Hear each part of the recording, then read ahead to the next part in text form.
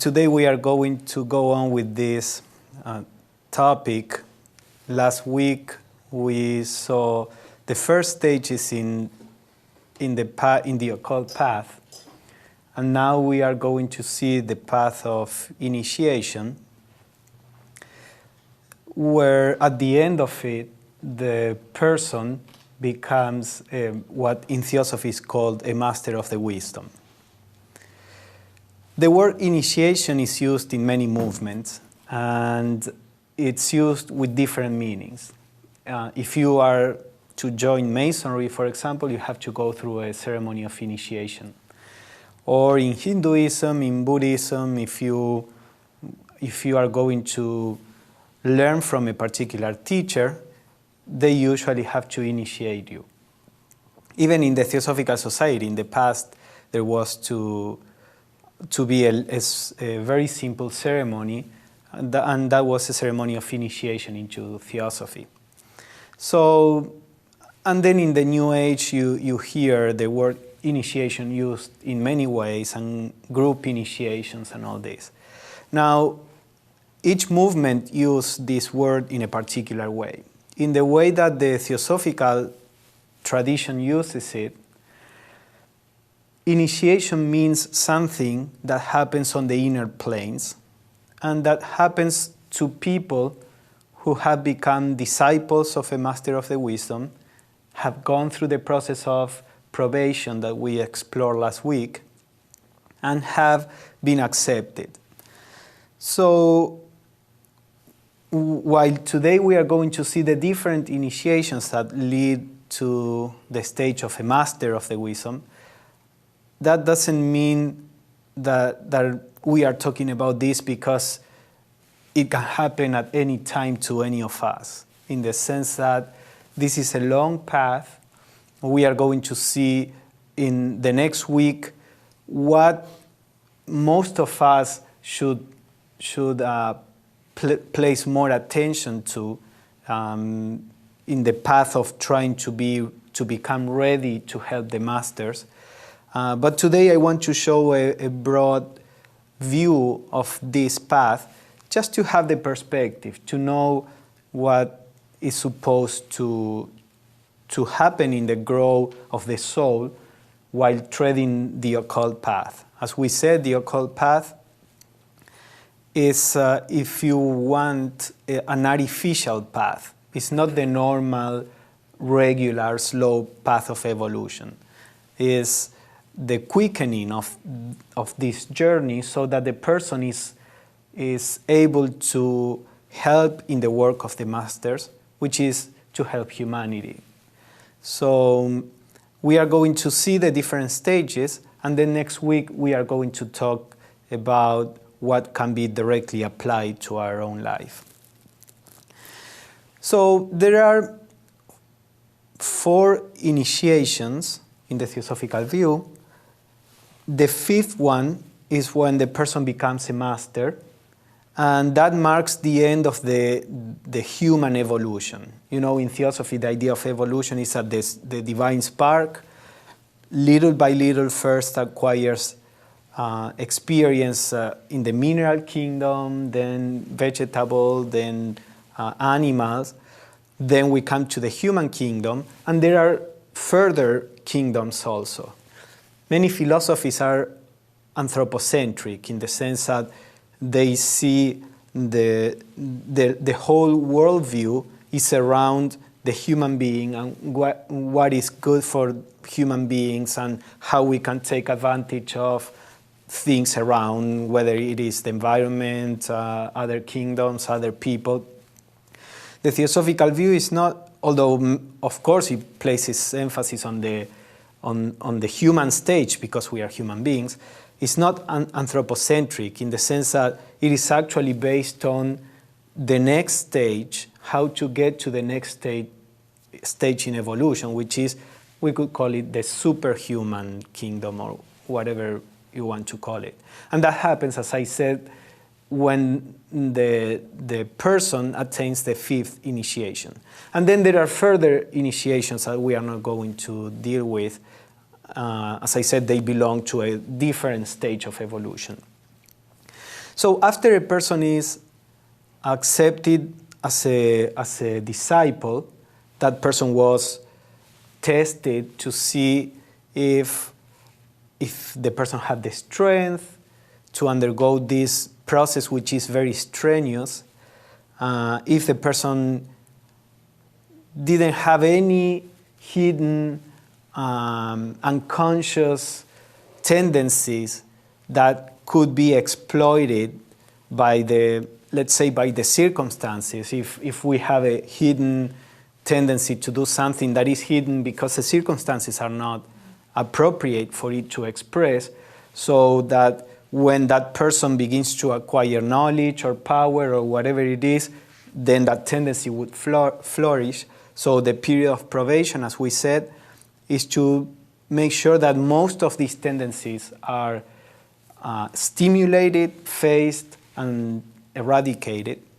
So when the master is happy about it and thinks that it is safe both for the disciple and for the master himself to introduce the aspirant into this first initiation, then there is a ceremony that takes place on the inner planes. As I said, this is not something, none of these initiations are physical. When the person goes to sleep, every person that goes to sleep, consciousness retreats to what is called the astral plane. Some people are unconscious there, very few at this point in evolution, it is said. Some people are conscious, but within a bubble, they are not aware of the environment. They are conscious on the astral plane, but of their own things, their own world that they create, which is not too different from what happens even on the physical plane. Many times people live in their own world, create and interpret everything in terms of their own world. And some people are awake on the astral plane, and they have a life there. They have a life, and we do on the astral plane many things that are similar to what we do on the physical plane. You know, it's not that the astral plane is a completely different universe. It's a continuation of what we are here.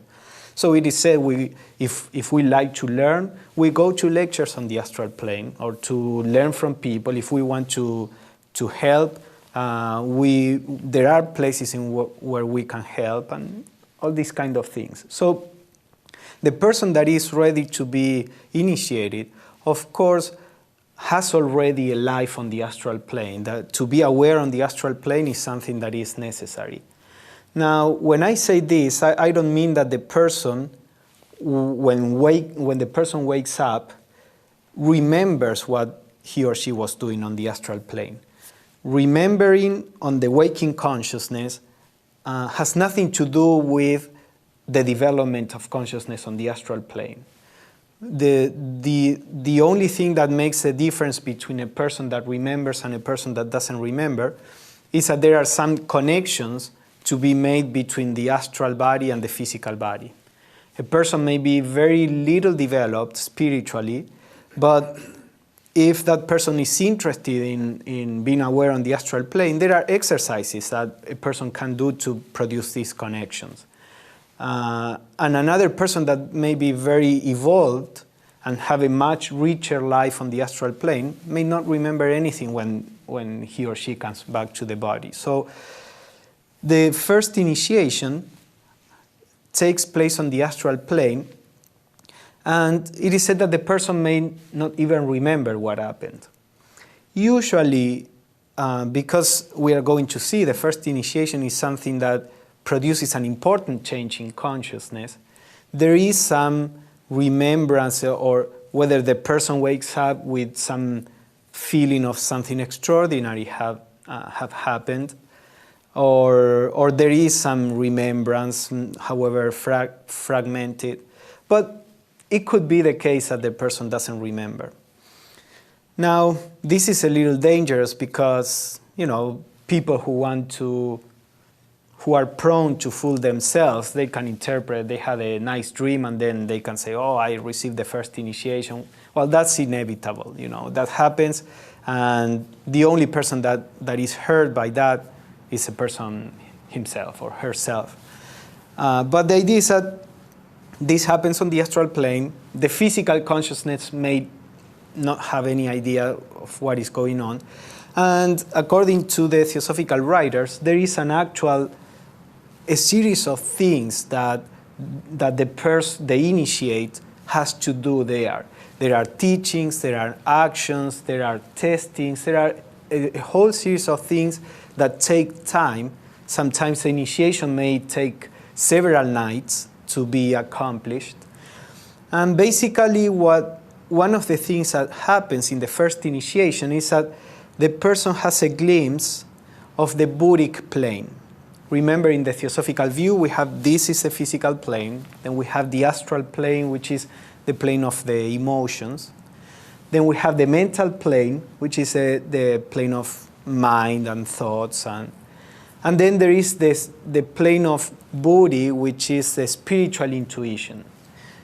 On that plane, the person can perceive unity. When a person perceives unity, even if that person is, here on the physical plane, but is able to perceive the unity behind things, as many or some so-called enlightened people are, that means that person is able to perceive on the Buddhic plane, and that perception is being transmitted to the brain.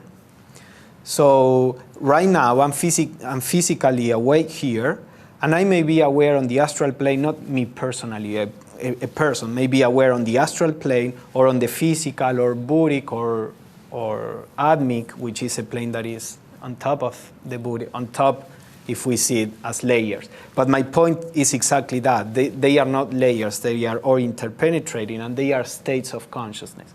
So the person that is perceiving the unity is on the Buddhic plane, even though the person may be physically awake and sitting.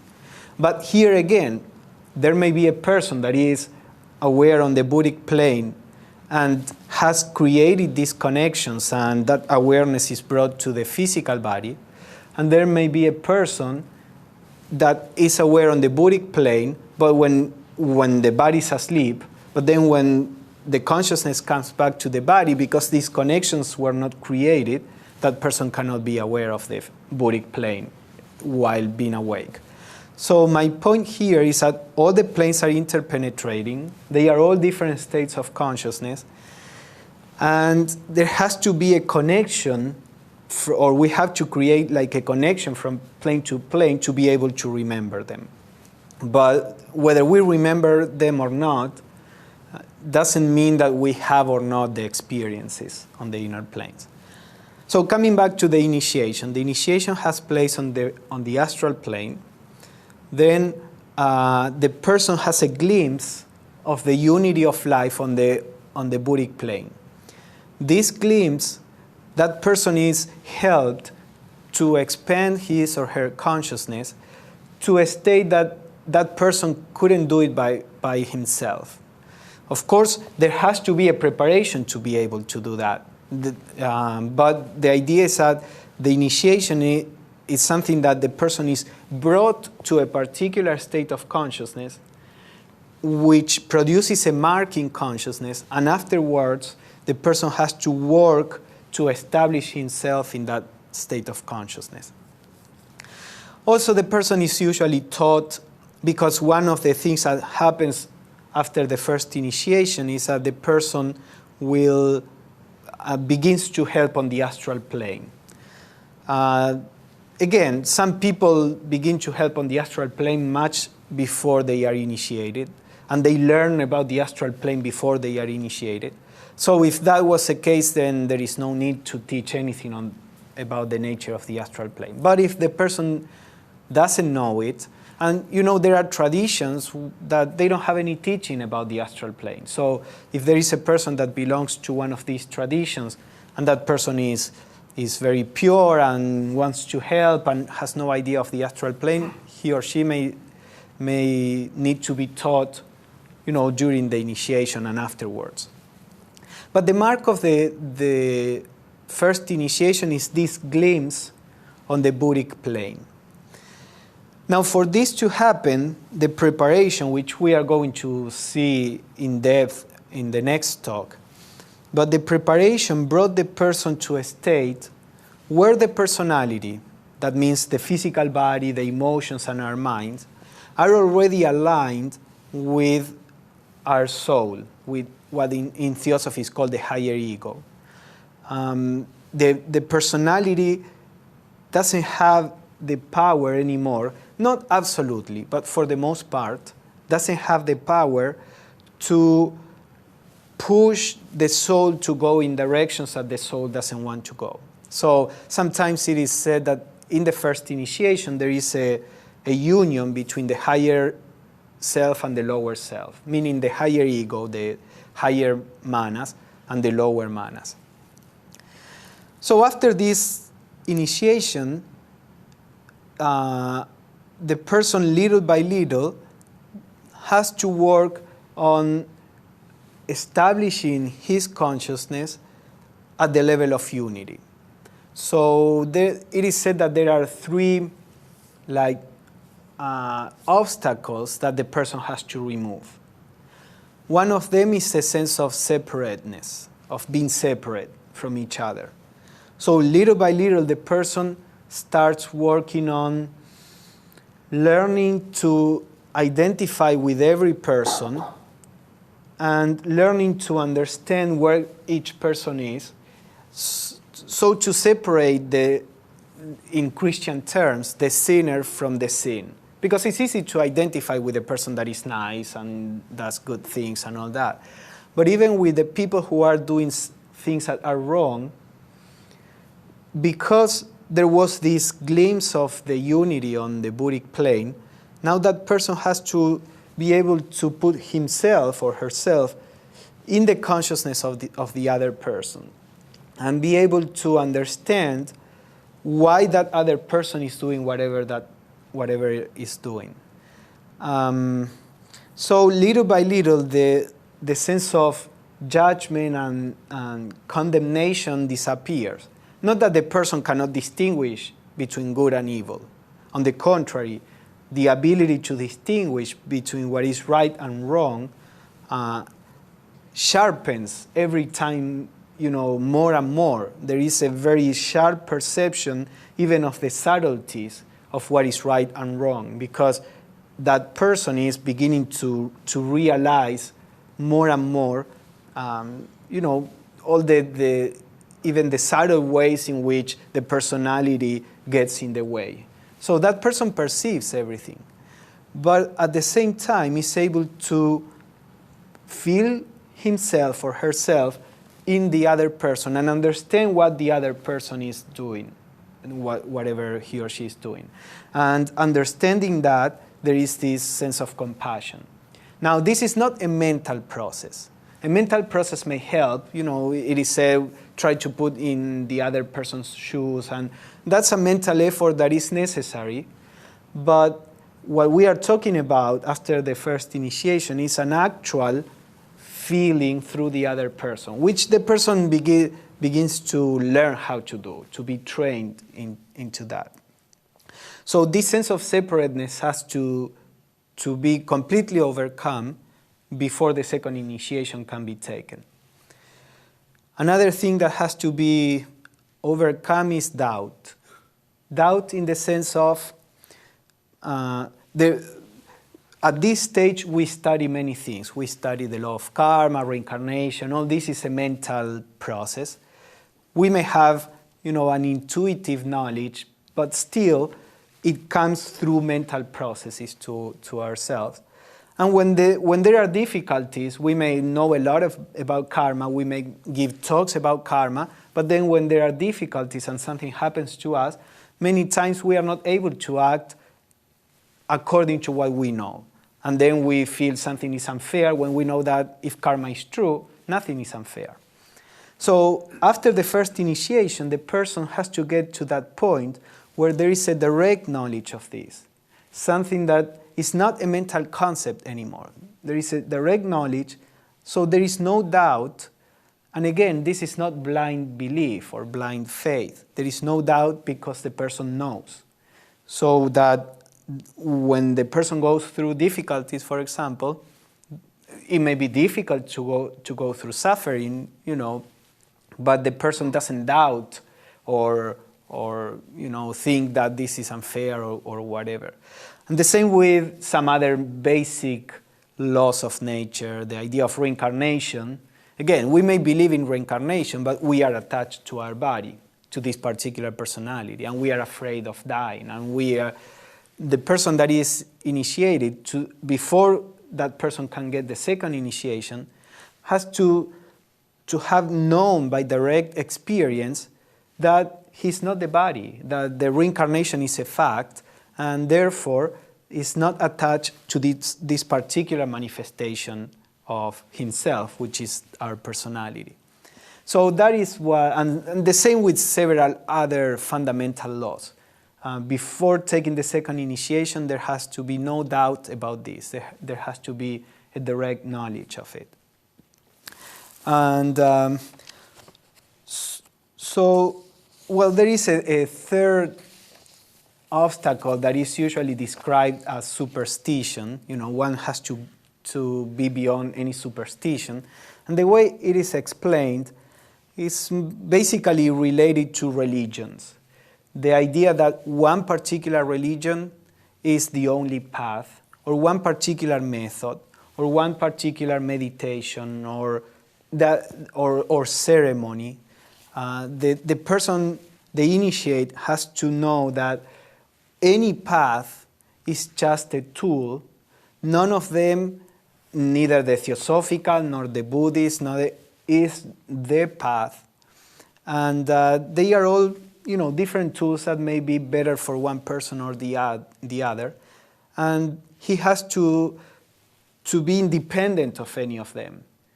A ceremony, a meditation, or whatever may help you raise your consciousness to a certain level, but at that point, that person has to be able to do it by himself without having to rely on a particular technique or approach.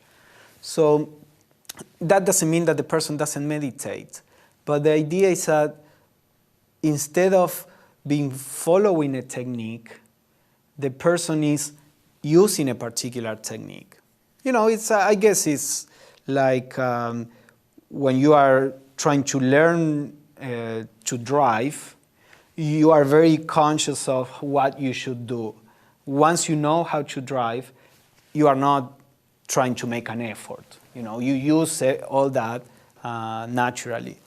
So that's the third obstacle, the superstition, the idea that one particular path is necessary and is the best. So then when the person could overcome all these things, is ready to take the second initiation. The second initiation is said to take place on the mental plane. Because so far, during all this period, which could take several lives from the first to the second initiation, during all this period, the person was helping on the astral plane and also, little by little, learning to work on the mental plane. So, during the second initiation, the consciousness has to be established on the mental plane. So what happens there in that initiation is that the mental body of the person, that means, in theosophical terms, mental body would be like what we call mind, but what we call mind is a fragment of what the real mind is on the inner planes. It's like our real mind is trying to express through the brain, and the brain is very limited, so it can express only a fragment.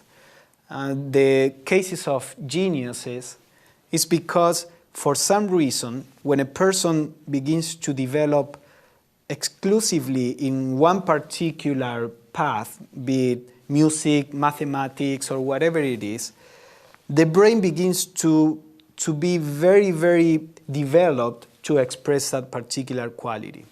So you have these people that, since they are little kids, they have an amazing ability to express certain skill or knowledge. There is a case that I read a few days ago of a kid that everybody thought he was autistic, and then he would stare at the stars for hours or or look at the cereal spread on the table also for hours. And when his mom saw that he really liked the sky, the night sky, she took him to some place where they were explaining astronomy. He was 3 or 4 years old, and she thought that he was going to be bored.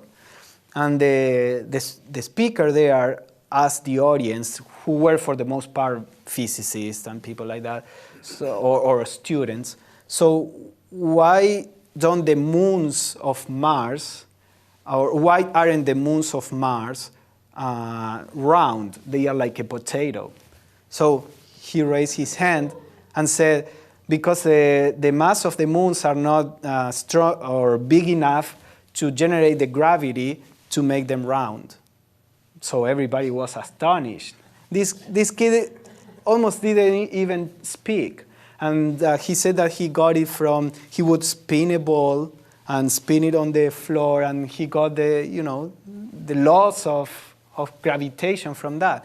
Of course, that knowledge is there, and we all have that knowledge. That is what our mind is. But our brain, for the most part, blocks all that. In the case of people who life after life, they work on the same line and their brain is more receptive to that, then they show this that seems to be amazing. But on the inner planes, that person is pretty, for the most part, the same as any other person that has a hard time here, with math. Now, usually, it is not recommended to generate a development that is so, in one particular line, because that means that many other aspects of the personality are not developed. So most of the geniuses are very unbalanced. But anyway, the idea is that in the second initiation, the mental body begins to expand and grow in a very rapid way. And then that knowledge or that growth, what the initiate has to do is to bring all that knowledge little by little to the brain. As I said, the brain is limited, so it has to be little by little because it puts a lot of strain in the brain. And if it is done in a forceful way, the person may just have a psychological breakdown. But usually during the initiation, there are masters, or the master of the person is always regulating the process. Because that's the thing, that this expansion, again, is artificial. The master is directing certain forces to produce that. And if the person is not helped, most people will go mad, for example. So the idea is that during the years, all that knowledge begins to come to the brain. It is at this point that psychic powers, if they were not developed before, they need to be developed. So a person may have the second initiation and have no psychic power at all. Because although we call them powers, they are really not powers, as I said. The only difference between a person that sees on the astral plane and the person that doesn't is the connection between the astral plane and the physical, or the astral body and the physical body. It's not a power that is in consciousness that the person develops. There may be a person that is much more evolved than another one, and as I said, and have no psychic power at all. As we are seeing, a person may have gone through the second initiation and have no psychic power at all. Or the person may develop them before initiations. That depends on many things, on karma, on what the natural tendencies of the person are, on what the person did in the past, in what direction the person went and pushed. But at this point, this is necessary because before taking the third initiation, the person has to be able to be aware of the astral and the mental plane while being in the physical consciousness. So that is a requirement before taking the third initiation. And also it has to do with, in order for all this expansion of the mental body to affect the brain, these connections have to be made. So basically, the main task of the person that received the second initiation is to produce these things, to make the growth in the mental body be expressed through the brain. Now, it is said that this is probably the most dangerous point in the path, and usually because if the person is not very vigilant, this produces a terrible sense of pride. Because suddenly the person is a genius. You know, if many of us may be proud of our little intelligence, our little skill, or because I'm able to run faster than another person and they give me a gold medal, big deal, you know, running faster than the others, or being able to explain something better than some other person. It's not a big deal, or having more memory than another person. Yet we are proud. When all this really enlarged perception, knowledge, power begins to express through the personality, there is a possibility that that person, the seed of the lower ego that is always there until the fifth initiation, gets, you know, vitalized, and that person may be taken over by this pride and may fall out of the path. And for some lifetimes, that person will go through, you know, some karmic consequences trying to get back to the path. Because usually when an initiate fails doing some harm. You know, if you have a lot of power and you start using the power wrong, you will do some harm. If you don't have power, you know, even if you do something wrong, it's not much harm that you can do. So this is why it's very important, since the beginning, the very beginning of the path, to be very vigilant about our sense of pride or arrogance or the sense of ego. If you think that you are special, and we have to listen to ourselves, because we all know that this shouldn't be there. So we say, oh, no, I don't want to do this for these reasons, for selfish reasons. I don't want to be recognized, or I don't want to. We all say, I do it to help humanity. We all say it because we read it. Now, that's fine. You can say whatever you want, but if we want to be honest, we have to look inside and really see and check if we really feel that we are different, better, or if we have a spiritual ambition. We have to examine it to realize why that is a mistake since the very beginning. Because if we don't do it, and that remains hidden, and we don't have the luck that karma will put us in a position where that will be exposed, we may get to this point with that seed there, and then it is very difficult to overcome it. I think I have a quote from Leadbeater. He says, "The period after taking the second initiation is in many ways the most dangerous of the path, on the path. In nearly all cases, the danger comes through pride. If there is the least tinge of pride in the man's nature, he is in serious risk of a fall. And if he once starts on that line, he will have a terribly hard time getting back again.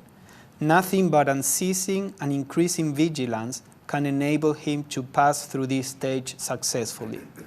And it must be his constant endeavor to kill out every trace of pride, selfishness, and prejudice."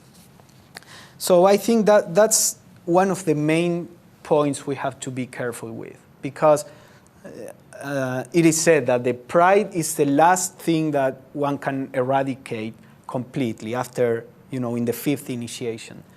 And it is very easy to imagine oneself, advanced, especially when one is advanced.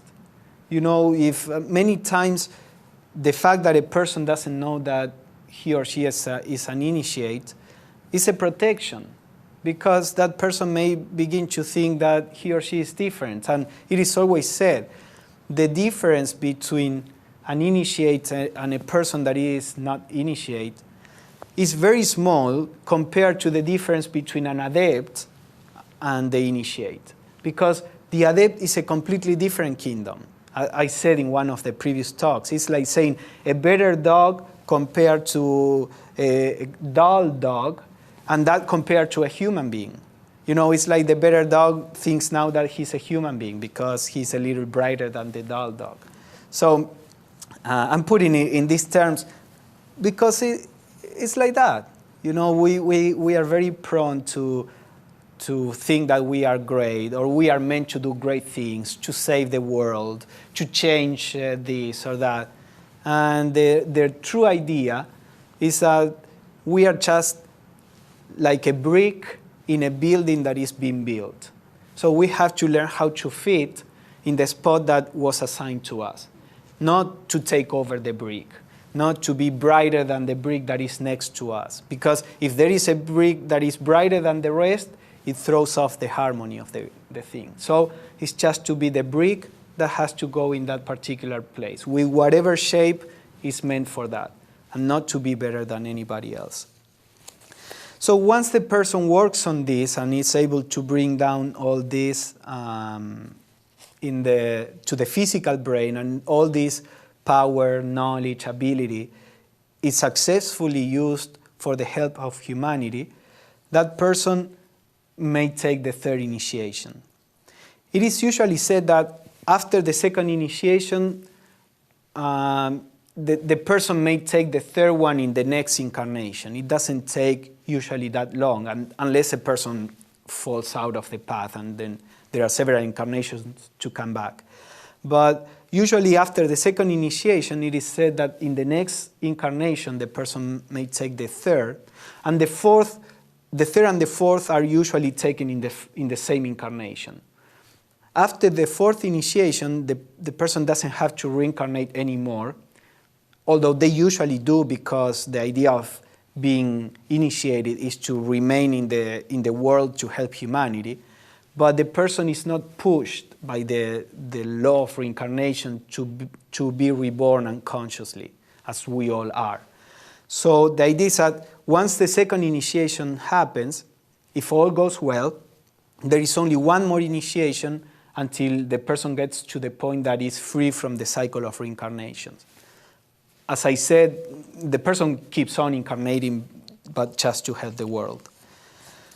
So the third initiation, just as the second initiation works on the mental body, which is is on the lower mental plane, the third initiation works at the level of the causal body, which is what we could call our soul, the soul. You know, the mental body, the emotional body, the physical body, they all are part of the personality. After we die, the physical body is dissolved, the astral body or emotional is dissolved, and the mental body is dissolved. And then consciousness retreats to the causal body or the soul. So all these initiations were working at the level of the personality.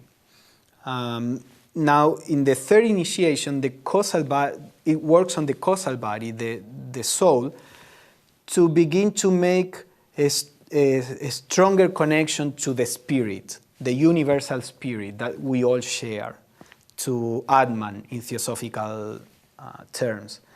So pretty much this similarly as the second initiation, the effect on the mental body is now the effect on the causal body. But now this development is far higher than what the physical brain can express. You wouldn't notice the difference between a second initiation and a third initiation in a person, because at least that's what it is described. What takes place is far beyond the possibility of the brain at this point of evolution of expressing. And then once this happens, the third initiation happens, and there is this effect on the causal body, there is not a too long time until the fourth initiation, as I said. It is usually taken in the same lifetime. But the period between the third and the fourth initiation is said to be the most difficult one, not the most dangerous. We said, the most dangerous usually is the second, but it's the one that has the last trial and the biggest trial, which in Christianity is represented with the crucifixion and the resurrection. Before and after the fourth initiation, there is this, the initiate has to be able to die to absolutely everything but the Atmic consciousness. So it has to be able to let go of absolutely everything. And it is said that is the real dark night of the soul, the ultimate dark night of the soul. As we said in the previous talk, this happens, all these all these initiations, you can say there are reflections on our daily life, which are not real initiations in the sense of happening on the astral plane with masters they are producing it, but similar processes may be reproduced during our process of growth. So there are also smaller dark nights of the soul, if you want to call it like that. But the real dark night of the soul is the one that happens right before the fourth initiation. And let me read how Besant and Leadbeater describe it. Besant says, between the third initiation and the fourth, there is that gulf of silence, where the disciple hangs alone in the void, with nothing on earth to trust to, nothing in heaven to look to, no friend whose heart can be relied upon, nay, even the vision of the Supreme, blurred and dimmed. And she says Leadbeater, let me read one. Leadbeater says, always at this stage there is suffering, physical, astral, and mental. Always there is a condemnation by the world and the apparent failure. Always there is a splendid triumph upon the higher planes, which, however, remains unknown to the outer world. What they say is that it always entails to face a massive attack or reproval or from the world. And this happens also on the inner planes. It is said that before the fourth initiation, the person stays absolutely alone, and because he has to be able to stand in what he or she essentially is without being influenced at all by the external, on the physical or on the inner planes. So Besant says, he sees his beloved flee, sees himself betrayed, denied, rejected, until at last, upon the cross of agony, he is held up for all men to mock at, for all men to despise, sees at last no friend, but only a ring of enemies triumphant. And she's comparing this with what happened with Jesus. She says this is a representation of the fourth initiation. And he hears them saying, he saved others, and himself he cannot save. That's what the soldiers were saying of Jesus. The deepest truth of all. And the initiate utters at the last cry of the breaking heart, my God, why hast thou forsaken me? Which is what Jesus is supposed to have said on the cross. And then she says that, but when the great darkness come down and nothing can be seen, then arises the light of spirit in the human heart. And then through the darkness are heard the final words of triumphant success. And this is a very famous word or phrase in the occult environment, which is consummatum est, which means it is finished. Because when the person went through that and could stand on his or her own feet, let's say, then that's the casting off of any kind of dependence on anything that is not the pure being. So Leadbeater says this not only happens on the physical plane. He says, although painful, an initiate is able to stand in the world even if people, are attacking him, even if his friends are betraying him or running away, as Peter denied Jesus and all the disciples flew when he was taken. But he says this happens also on the inner planes, and especially the person has to or is put in what in theosophy is called avici. Avici is similar to what in Christianity says they call hell, but nothing like that. So the idea is that, in Christianity they say, what do they say? Jesus was crucified, he descended to hell, and then he was resurrected from hell. I always thought, why Jesus? He was the Son of God. How come he went to hell?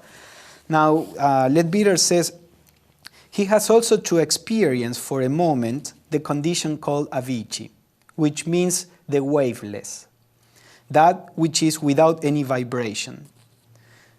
The state of avici is not, as has been popularly supposed, some kind of hell, but it is a condition in which the man stands absolutely alone in space and feels cut off from all life, even from that of the Logos.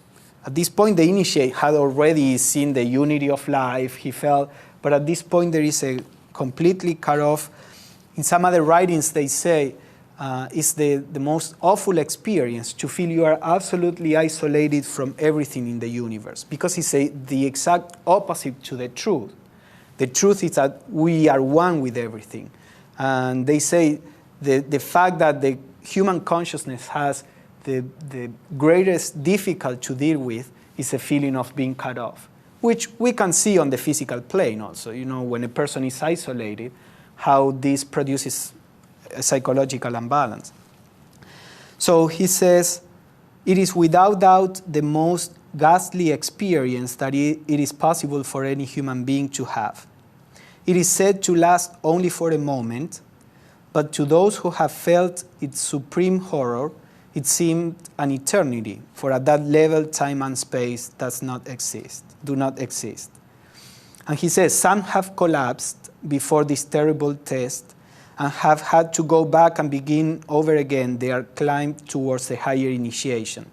Not that they lose the previous initiations, but they have to. That means that they didn't have enough strength to take this last step. So he says, but for the man who can stand firm through its awful nightmare, it is indeed a wonderful experience.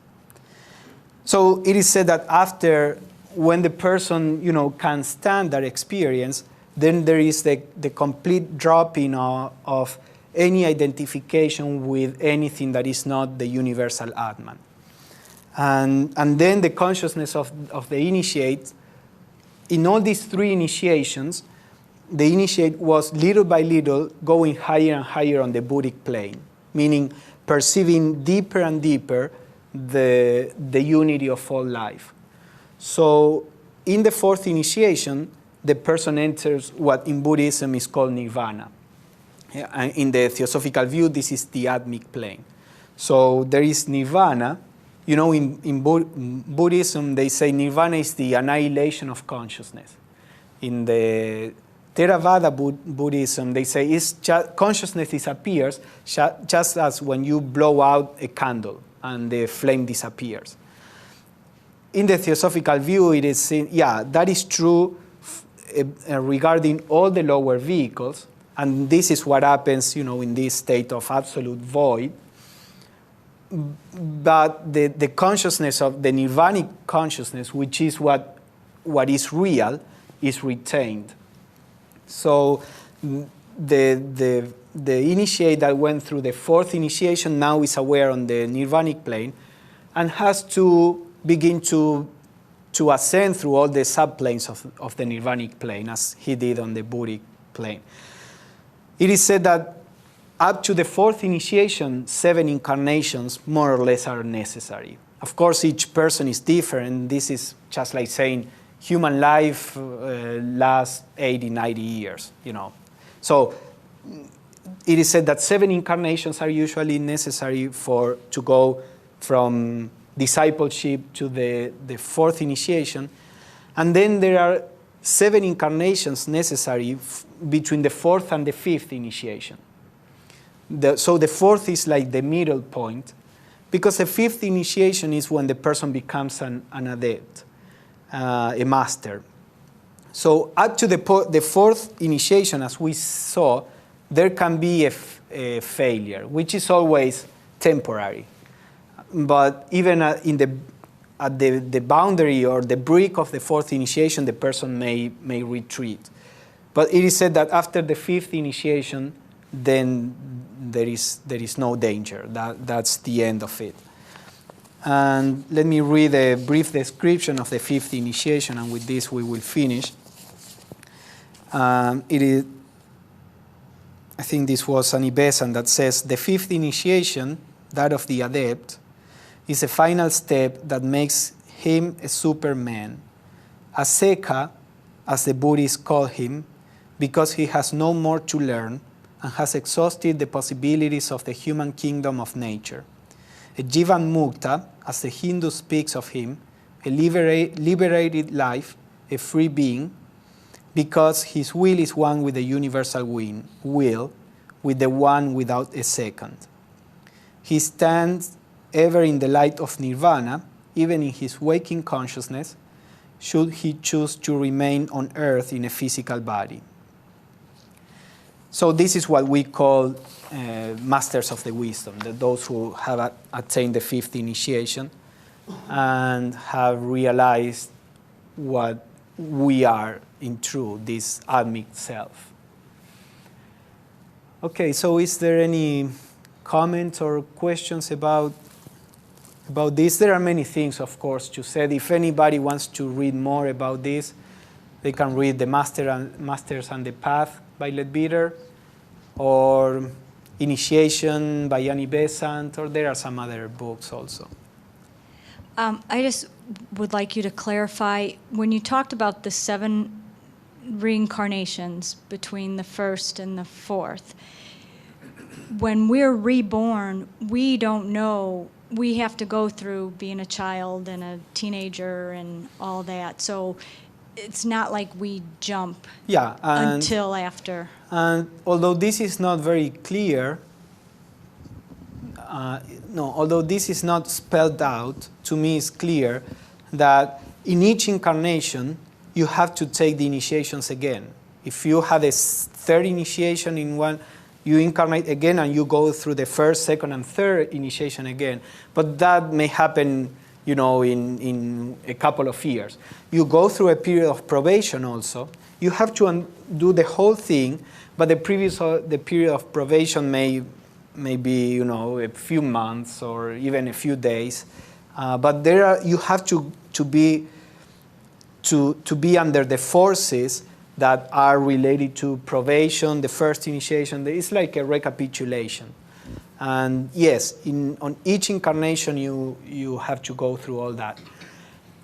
After the third initiation, where the person already has to connect all the different bodies and has the continuity of consciousness, I guess it's easier to remember who you are, to remember your past and all that. Though probably most people don't even remember it when they are children. But during the first stages, you are just a normal person.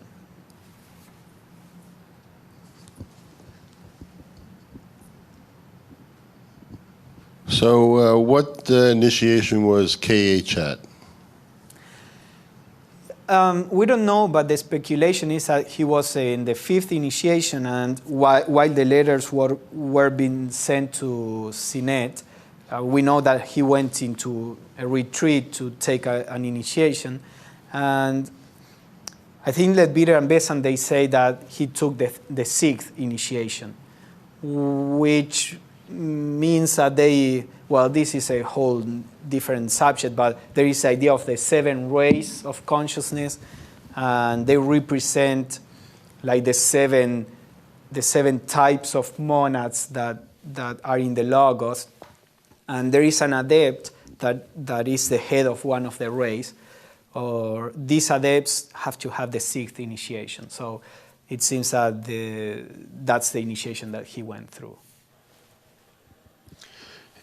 Isabella online asks, do we have to be reborn in the physical body to finish cycles or initiations, or could it be continued on other planes after death? Yeah. No, it is necessary even to the attainment of Buddhahood to be incarnated, to have a physical body. It is said with the Buddha that he was already a Buddha on the inner planes, in the sense that he already had the expansion of consciousness he needed, or the realization of truth, but he had to take a physical body and do it on the physical plane, because all the vehicles of consciousness have to be affected. As I said, any of us on the astral plane right now are far wiser than we are on the physical plane. So what is needed is to bring all that, as much as it is possible, to the physical body. There is a limit to what the physical body can really express at this point in evolution. We are only halfway in the evolution of the system. When we saw rounds and chains, we are in the 4th round of evolution out of 7. So we did 3.5. So we are at the middle point. So the physical body, the physical matter, is not able to express all the potentialities of the spirit at all. By the end of the evolutionary scheme, it may express much more, but at this point, it doesn't. But anyway, we need to go through every initiation while incarnated. So does humanity, on the whole, as it passes through the chains, does it go through initiations? Or is it an initial individual thing? Yeah, no, it doesn't need to go through initiations, although it goes through all the same stages. Remember, the first initiation is when the person has a glimpse of the Buddhic plane, usually the lowest subplane of the Buddhic plane. Now, this may happen even before initiation. To some people, it's not that you need the initiation to be aware on the Buddhic plane. If you follow the regular path, at some point you will become aware on the Buddhic plane, and without any initiation. But the thing is that with the initiation you do it faster.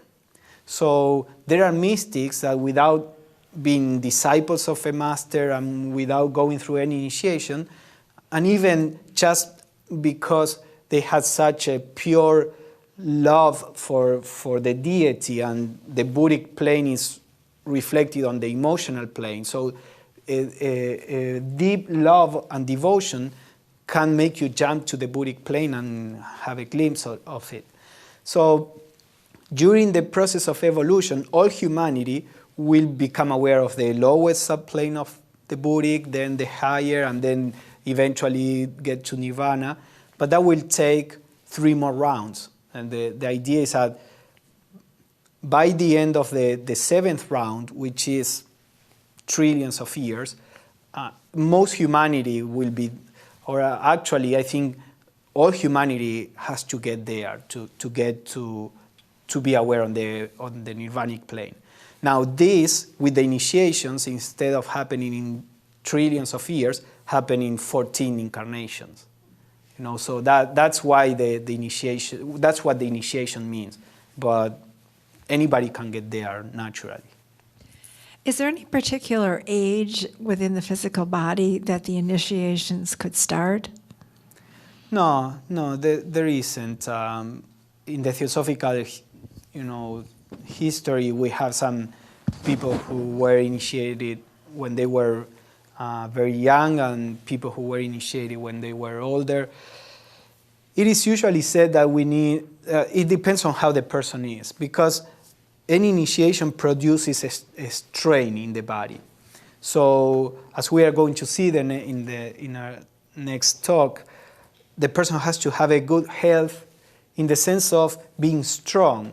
Good health, that person may have some illness or something, but if the person is strong, then it would be okay, and has to be psychologically strong to resist the strain. So theoretically, there is no limitation. Usually, because of the vitality, there are some mystics that they say before you are 40 years old, your body is not ready for these things, for example. Krishnamurti mentioned that. He said, nobody can meditate before they are 40 years old. Really meditate. We play with meditation. We train ourselves in meditation.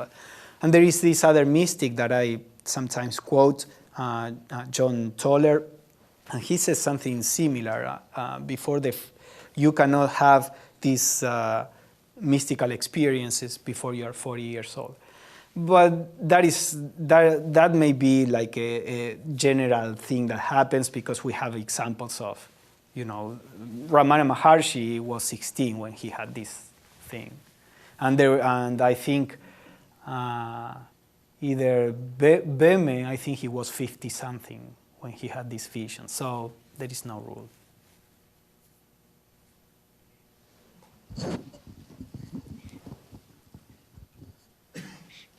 How did the process begin? Meaning, early on, monads are going through mineral before they turn human. Right now, what we're talking about is there are masters that bring people up and initiate them. How did the process begin before there were masters? There is always help from other systems. I don't know what happened in the first chain of world in the universe, if there was a first one, because usually it is this has no beginning and no end. So it's kind of asking, if you go to the ultimate questions, it's like asking who created God or what was before. But if you restrict it to a particular system, when the evolution of the earth begins and the monads begin to grow on, to evolve on earth, there are adepts and masters from other planetary chains that come and help the new monads on the earth. So, for example, it is said that even during the beginning of the physical humanity, what in theosophy is called the third root race, actually many of these adepts that do not belong to earth, they incarnated and they were the kings and pharaohs and druids that taught humanity agriculture and medicine and this and that. In the theosophical view, humanity was taught. It's not that they learn little by little, eating a little fruit, so this person died, and they say, okay, let us not eat this, which would be very difficult because you need several people dying from that fruit until somebody figures out and say, oh, they all, So in the theosophical view, all this was taught. It could develop, by itself, but the idea is that there is this help, and because of this help, evolution is faster than it would be if there were no help. So it is said that the Buddha, Gautama Buddha, is the first human Buddha that we have, because before him, no human being had attained the level to be a Buddha.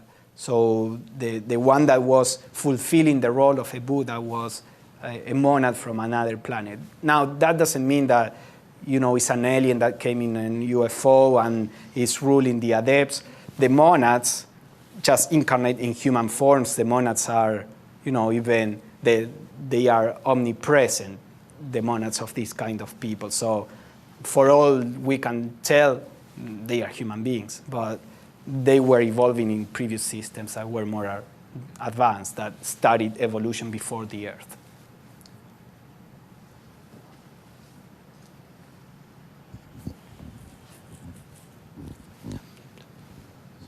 There is one over there on the internet.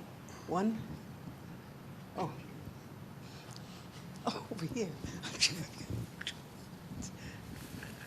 Isabella asks again, are the autistic people a sign of human evolution? They seem to be more mental. I don't know. In this particular case of this kid, he is now 14. I don't remember his name. He's now 14 and he is taking a PhD in physics or a master in physics. He was like that, and everybody thought that he was autistic because he would stare at the shades on the carpet, and probably his brain was processing patterns and this and that, you know. But he could come out of it and communicate, and now he's a normal, you know, kid. I don't know if that is the case of every person that is autistic, and you know, geniuses are not normal cases. I'm not meaning they are better or worse.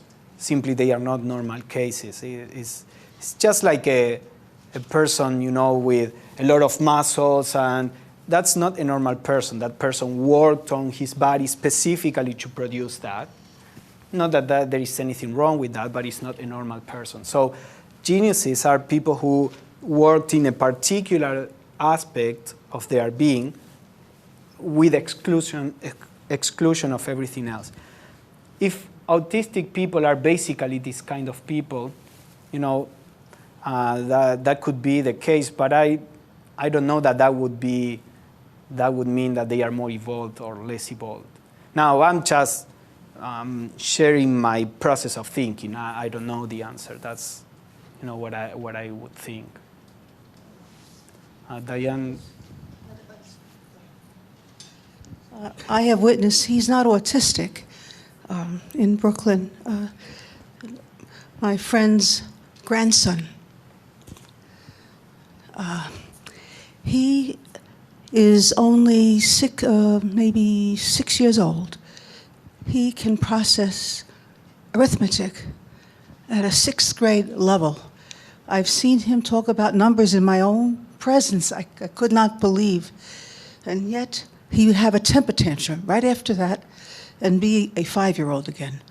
So there are circumstances.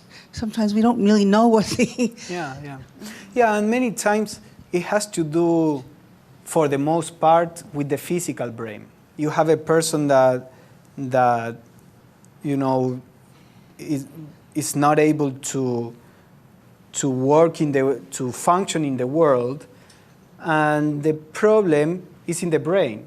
When that person goes to sleep and is on the astral plane, he or she is a normally perfect person. But the connection between the mental body and the physical body is disrupted for some reason, karmic reason. So when we have a person that has a mental problem, and that doesn't mean that only the outermost code of that person is not working, but not the person itself. But again, that has a karmic purpose. And then, as we said, if we overdevelop one aspect of ourselves, in that aspect we will be different, and in all the other aspects we will be just like anybody else, or sometimes worse than anybody else, because we pay less attention to that.